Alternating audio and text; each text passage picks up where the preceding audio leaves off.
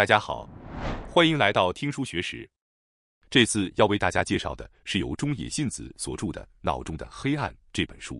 首先要介绍的第一个认知陷阱，就是无法将目光从不安中移开。明明并没有陷入经济困境，也没有什么重大的问题摆在眼前，却总觉得内心无法满足，甚至连自己都说不清到底缺少了什么，只是被一种模糊而难以言喻的不安折磨着。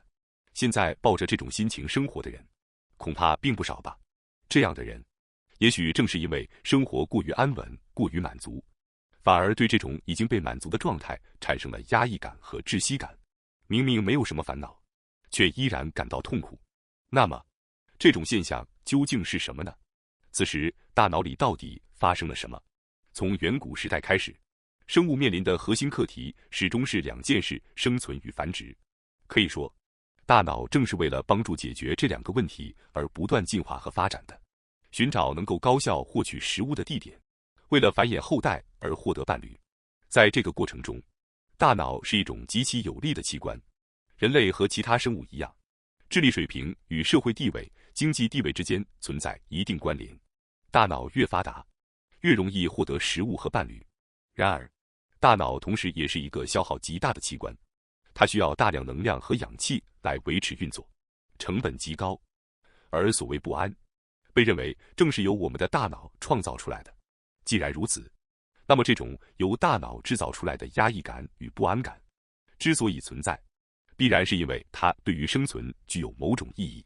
研究指出，在神经递质中，提到不安时最具代表性的物质，大概就是血清素。血清素被称为幸福激素，能够带来积极性与安心感。但当它不足时，人们的不安感就会增强。一般来说，人们都认为不安是一种负面的感受，但对于生物而言，不安却具有重要价值。它能够帮助我们察觉被捕食的风险，发现未来可能带来危险的因素，并提前将其排除。换句话说，生物将不安当作一根天线，通过感知未来的危险，提高自己的生存概率。不安确实是一种令人难受的负面情绪，但正因为它令人不舒服，我们才会对风险更加敏感。如果不觉得难受，我们根本不会采取行动。所以，不舒服本身就是有意义的。那么，对于现代人来说，真正的生存风险又是什么呢？真正可能成为威胁的，往往只有人类自己。当大脑中的不安天线找不到像狮子那样明确而真实的危险时，它就会自动提高灵敏度，把原本算不上风险的事情也识别成风险。因此，人们会特别关注未来可能发生的灾害新闻，或者那些可能破坏社会秩序、违背道德规范的人物和事件。事实上，现在的新闻似乎也大多围绕这些内容展开，甚至人们看这些新闻时，仿佛还能从中获得某种满足感。也许是因为不安天线在发现风险后，暂时完成了自己的任务。更可怕的是，这种作为风险探测器的不安情绪，有时甚至会指向我们自己。人类的大脑似乎天生具有一种倾向自动在自己的周围环境，乃至内心世界中构建负面的情境。在旁人看来，一个人的生活也许毫无不便、无忧无虑，但对本人而言，却依然感到空虚和不满足，感到孤独，觉得缺少什么，不知道自己为何而活。就这样，不安这种情绪会在脑海中凭空建造出一个原本并不存在的地狱。当人们陷入压抑感和莫名的空虚时，智力其实帮不上什么忙，逻辑也好，记忆力也好，都无法真正拯救我们。相反，此时更有效的，也许是学会遗忘的能力，不过度理性思考的突破力，像冥想一样，主动停止思考的方式，这样反而能让我们获得继续活下去的力量，能够满足于生活中的点滴幸福。往往正是因为我们能够忘记痛苦的记忆，也不会过度预测充满焦虑的未来。人类会储存记忆，但却无法回忆起所有记忆，而这种适度的迟钝，恰恰是一种能力。即使如今 AI 技术正在飞速发展，要让人工智能自然的遗忘，依然是一件非常困难的事情。从这个角度看，人类的大脑比机器高明得多。正因为能够忘记那些不太重要的记忆，不过度追求逻辑和理性，我们才能更巧妙地活下去。某种程度上的迟钝，甚至没那么聪明，反而更容易活得幸福。人类本来就是容易受到诱惑、充满欲望、愚笨而健忘的生物，但也正因为如此，我们或许拥有更强的生存能力。因此，面对不安，还有另一种方法：故意变得迟钝一点，不与不安正面对抗，暂时移开视线，与它保持距离。这其实是一种非常有效的策略，能够遗忘，能够误解，能够自我安慰，也许本身就是上天赐予人类的礼物。从逻辑上讲，人和人之间永远无法真正共享同一种感受，但如果有那么一瞬间，我们觉得自己与别人分享了同样的感受，那或许就是幸福。比如一起品尝美食时，实际上每个人感受到的味道都不同，但我们仍然能够相视而笑地说：“真好吃啊！”这样的瞬间，难道不是非常幸福的吗？活着所能感受到的，也许正是这样一个个稍纵即逝的小幸福，不断品味这些转瞬即逝的幸福连锁。也许，这就是活着的意义。接下来要介绍的认知陷阱，就是容易被时间压力牵着鼻子走。相信大多数人都有过这样的经历，如果当时能再多想一会儿，就不会犯错了。当我们被时间追赶、匆忙行事的时候，错误往往会明显增加。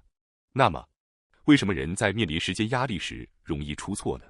过去，人们普遍认为，无论是凭直觉快速判断，还是经过深思熟虑后做出决定，两者只是速度不同，大脑的基本运作机制其实是一样的。然而，美国某大学的研究发现，这两种决策方式在大脑中的处理过程其实完全不同。研究显示，当人们依靠直觉快速做出判断时，负责理性思考和逻辑分析的大脑系统几乎没有发挥作用。研究人员进行了一项猴子实验，他们将猴子分成两组，一组被要求即使犯错也没关系，尽量快速作答；另一组被要求即使花时间，也要尽可能准确地回答。随后，研究人员让猴子完成一项任务，从多个物体中找出与屏幕上显示的目标物体相同的对象。同时，研究人员测量猴子的大脑活动，结果发现，即使面对的是完全相同的任务，当猴子快速作答时，与慢慢思考后作答时，大脑前额叶皮层的活动模式完全不同。也就是说，在这两种情况下，大脑采用的是不同的信息处理方式。人的大脑其实非常容易受到时间限制的影响。在前额叶中，有一个被称为背外侧前额叶皮质的区域，这个区域负责冷静思考、分析利弊、逻辑推理、自我控制，可以说，它是人类理性决策的重要中枢。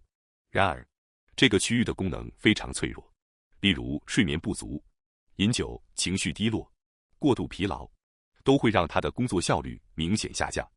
而前面提到的猴子实验进一步表明，时间压力同样会削弱背外侧前额叶皮质的功能。当时间紧迫时，大脑会逐渐放弃复杂的分析过程，转而依赖更快、更本能的判断机制。结果就是，冷静判断能力下降，逻辑思考能力减弱，情绪容易受到影响，焦虑感增强，冲动决策增加。于是人们在慌乱之中更容易犯错。很多时候，并不是因为我们不够聪明，而是因为大脑在时间压力下切换到了求快模式。当这种模式启动后，负责深度思考的系统被暂时压制，人就更容易依靠直觉、习惯和情绪来做决定。因此，面对重要决定时，最有效的策略之一，往往不是更努力的思考，而是先给自己争取一点时间。因为时间不仅仅是资源，它本身也是维持理性思考能力的重要条件。很多看似智商下降的时刻，本质上只是大脑被时间压力逼得来不及认真工作而已。接下来要介绍的认知陷阱，就是认为迷茫和矛盾是不好的事情。人类本质上是一种社会性生物，既然生活在社会中，就不可能完全脱离他人而生存。即使一个人极度孤立，过着自给自足的生活，也终究无法完全避免与他人发生联系。然而近些年来，社会上却出现了一种倾向，把迎合他人、受他人影响、按照别人的标准生活视为软弱或不够独立，甚至加以贬低，仿佛只有坚定不移地坚持自我、永远不迷茫、不动摇的人，才值得称赞。但事实真的是这样吗？如果有一个人从不迷茫、从不犹豫，不听取任何人的意见，对自己的道路从不产生怀疑，那么最应该被怀疑的，反而可能正是这样的人。很多容易迷茫的人，其实都很羡慕那些看起来从不迷茫的人，因为他们会觉得，为什么别人能那么坚定，而我总是在犹豫，甚至会为自己的迷茫感到羞愧。他们也希望自己能变成那种果断、自信、毫不动摇的人。因此，人们常常会崇拜那些看起来意志坚定的人，并试图模仿他们的态度。然而，本书作者中野信子认为，真正高级而美丽的人类能力，其实恰恰是迷茫，能够一边迷茫一边向不同的人请教，能够在听取各种意见后，最终依然由自己做出决定。这样的人反而更值得信任。这里介绍一个非常著名的实验——百事可乐挑战。百事可乐与可口可乐曾进行过一个经典测试。研究人员让参与者在看不到品牌标签的情况下品尝2种饮料，然后选择自己更喜欢哪一种。结果发现，在不知道品牌的情况下，选择百事可乐的人更多。然而，当参与者知道自己喝的是哪种品牌时，情况发生了变化，选择可口可乐的人明显增加了。这说明，味觉上的偏好与品牌上的偏好并不完全是一回事。后来，美国研究人员在2004年进行了更深入的大脑扫描实验。他们让受试者在不知道品牌的情况下饮用可口可乐和百事可乐，同时利用脑部扫描观察大脑活动。结果发现，当人们单纯因为口感而感到愉悦时，大脑中的腹内侧前额叶皮质会被激活，这是一个与主观愉悦感密切相关的脑区。随后，研究人员让受试者知道品牌名称后再饮用。这一次，当喜欢可口可乐的人知道自己正在喝可口可乐时，大脑中与记忆和情感相关的区域明显活跃起来。而在百事可乐身上，这种现象并不明显。这说明，我们的大脑实际上会把饮料本身的味道、品牌带来的印象，作为2套不同的信息进行处理。对于可口可乐而言，人们长期积累的广告印象、童年回忆、文化象征等因素，会直接影响最终判断。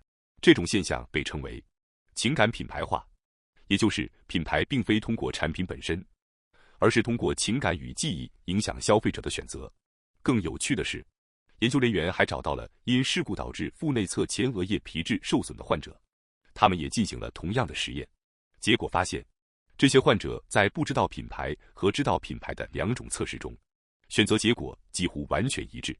换句话说，品牌标签不会改变他们对味道的评价，他们只根据实际口感来判断。这个结果非常值得深思。很多人觉得被品牌影响很丢脸，被名牌吸引很肤浅，受权威评价影响是不独立思考。但脑科学研究却告诉我们，这种现象本来就是人类大脑正常运作的一部分。当大脑功能正常时，我们会不自觉地把他人的评价、社会的标准、品牌的形象、权威的认可纳入自己的判断体系。于是，即使面对自己真正喜欢的东西，也会产生动摇、犹豫和矛盾。事实上，正因为人类能够同时容纳不同的声音，能够在我喜欢和别人怎么看之间反复权衡，才形成了复杂而精细的思考能力。这种摇摆和矛盾，并不是缺陷，恰恰相反，它说明我们的大脑正在进行高度复杂的信息处理。因此，作者认为，迷茫并不是软弱，矛盾也不是缺陷。人类本来就是一种会同时拥有多种想法、多种价值观、多种情感的生物，而正是这些看似矛盾的部分，让人生变得丰富、深刻而充满层次。接下来要介绍的认知陷阱，就是认为自己绝不会被骗。英国剑桥大学的研究团队曾调查过，一个人一天究竟要做多少次选择。研究结果显示，我们每天从午饭吃什么、今天穿什么衣服这样的小决定，到影响人生的重要选择，加起来最多可能要做35000次左右的选择。对于大脑来说，做决定其实是一项消耗很大的工作。如果只是简单的2选1还好，但现实生活中的大多数选择并不是这样。我们往往需要收集信息、整理信息，比较利弊、预测风险，然后才能做出决定。然而，人类的大脑并不像我们想象中那么理性，很多时候，即使已经做出了选择，也会因为后来接收到新的信息而产生动摇。是不是另一个选择更好？会不会错过了什么机会？是不是选错了？这说明我们的判断其实非常容易受到外界影响。当一个人特别容易被误导时，心理学通常认为他的原认知能力下降了。所谓原认知，简单来说就是观察自己的思考过程，也就是能够站在第三者视角审视自己。如果原认知能力足够强，那么无论面对客观的信息、有偏见的信息、对自己不利的信息，都能够比较冷静地处理。换句话说，原认知其实就是明白一件事：我自己也可能会被骗。问题在于，大脑天生不喜欢消耗能量。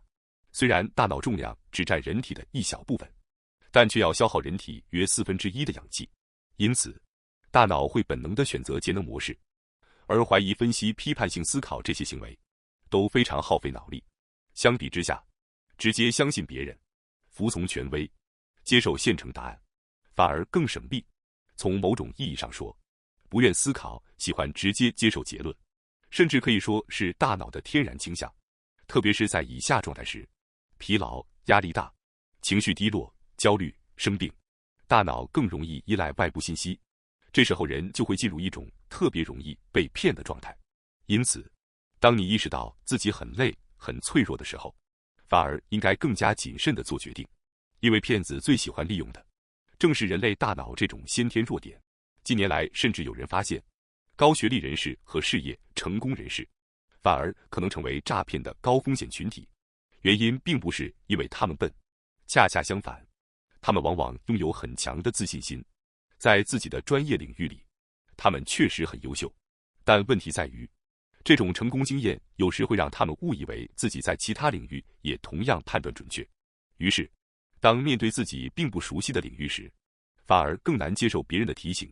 有研究甚至显示，大学教授中有94%的人认为自己比同事更优秀。这种现象被称为优越错觉，而这种认知偏差，一旦被有心人利用，就很容易让人落入圈套。事实上，大多数人并没有认真分析每一个判断，因为我们根本没有那么多时间。于是，大脑会依赖各种捷径。例如，如果一个人身材高大、声音洪亮、说话自信、态度坚定，很多人就会不自觉地觉得他说的应该没错。心理学实验也发现，在团队选举领导者时，人们往往不会选择逻辑最严密的人，而更倾向于选择声音大的人、体格高大的人、表现出强烈自信的人，即使这些人与能力之间并没有必然关系。甚至在面对面的群体环境中，那些不断要求证据、坚持逻辑分析的人，有时候反而会被认为不合群或者令人讨厌。因此，最危险的一种想法就是，别人可能会上当，但我不会。因为当一个人认为自己绝不会被骗的时候，他往往已经失去了警惕，而这恰恰是最容易被骗的信号。沉迷于正确感带来的快感。接下来，作者提出另一个有趣的观点：有些人会沉迷于自己是正确的这种感觉。在大脑前额叶中，有一个与良知和道德判断有关的区域，内侧前额叶皮质。当我们做出符合道德标准的行为时，这个区域会被激活，并产生愉悦感。因此，做好事会开心，遵守规则会满足，帮助别人会有成就感。反过来，如果做了违背道德的事情，大脑就会产生压力和痛苦。这就是为什么，即使没有人发现，很多人在做错事后依然会感到内疚。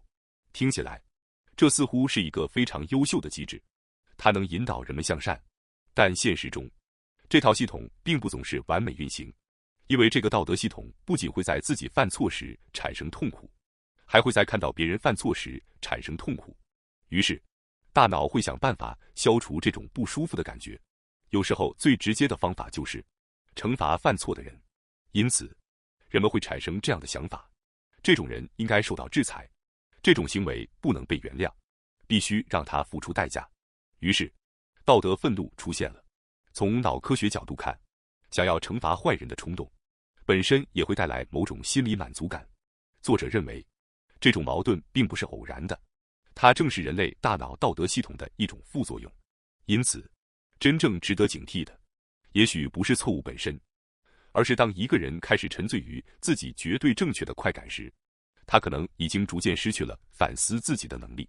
真正重要的，不是成为一个永远正确、永远理性的人，而是学会理解自己的大脑，接纳自己的不完美，并在迷茫与不安中继续前行。希望今天的分享能带给大家一些启发。感谢大家收看今天的节目。如果你喜欢我们分享的内容，记得点赞、订阅并开启小铃铛通知，第一时间获取我们的更新。在下次的节目中，我们将继续为大家分享更多有益的书籍。